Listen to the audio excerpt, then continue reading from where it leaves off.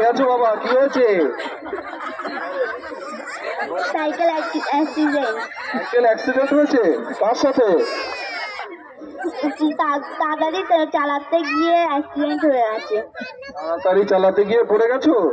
পড়ে গিয়ে কি হয়েছে তোমার? বেরিয়েছে। তোমার জ্ঞান আছে?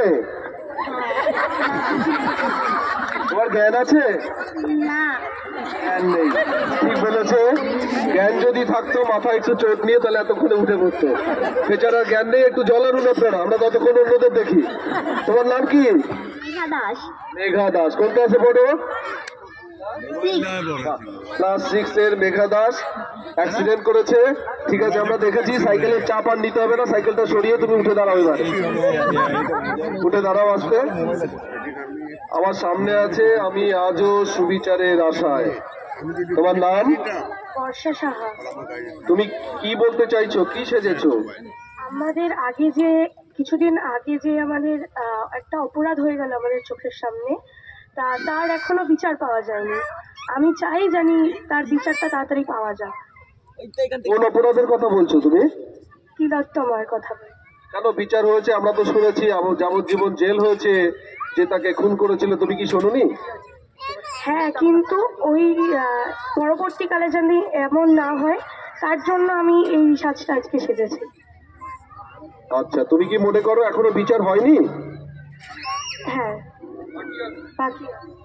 আচ্ছা, আমি বলতে চাইছি আমরা সবাই জানি, আমরা মিডিয়ার উপরে সেই কর্মসূচি ছাত্র কল্যাণের যেমন ছিলাম, বিবেক বিধির আমাদের দিদিমণিরা ছিল, আপনারাও অনেকে ছিলেন।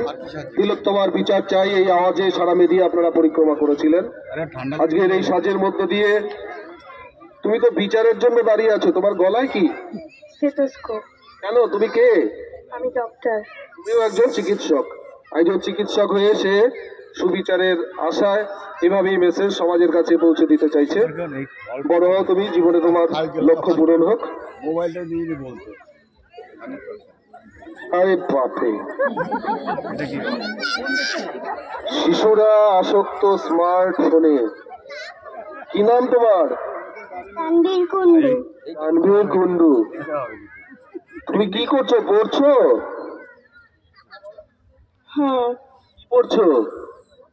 পড়ছি না, মা লিখতে দিয়ে রান্না করতে গেছে আর চুরি করে ফোন দেখছি।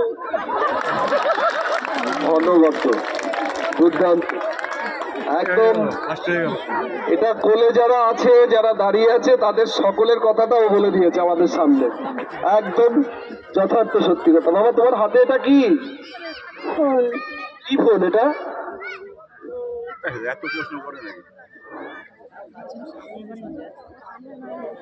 তুমি জানো এটা কি ফোন? বলতে পারবে? যাই হোক, একটু কঠিন হয়ে গেছে লেখাটা। ওকে যদি সাজিয়েছেন একটু বুঝিয়ে বললে, এত সুন্দর বলেছে। স্মার্টফোন কথাটা বা মোবাইল ফোনটা বললে আরো একটু ভালো হতো। যাই হোক, ওর কাছ থেকে প্রথম রিপ্লাই যেটা পেয়েছি আমরা, সত্যি খুব স্মার্ট। ফোন যাই থাক, ও কিন্তু অত্যন্ত স্মার্ট। ওর জন্য সবাই একবার হাততালি। Smart boy. তুমি কে বাবা? ইয়াশ সাহা। তুমি কি, তোমার গায়ে কালি কে মাখিয়েছে? আমি পাগল সেজেছি।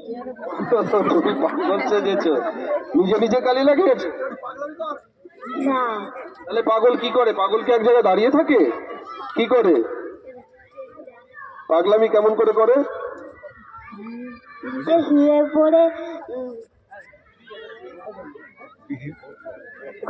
গড়ায়। ঠিক আছে বাবা, তুমি ভয় পেও না। তোমাকে এইসব জিজ্ঞেস করছি, সবাই শুনছে একটু মজা করার জন্য। তবে পাগলরা কি করে, আশেপাশের লোককে কিন্তু খিমচে দেয়। দেখো অনেকে। আচ্ছা, আর কে আছে? দেখেছি আমি ছোট রাঙামা। তোমরা কি রাঙামার সাথে আছো? আচ্ছা, আমরা দেখছি যাকে। If I properly use the mobile, the world is in my pocket. Good morning to good night. Good morning mobile, quick message mobile. দূরে যারা আছেন আমি একটু পড়ে দিচ্ছি আপনাদের শোনানোর জন্য। আমার বিচারক যারা আছেন তারাও দূরে, তাই বলে দিচ্ছি একটু।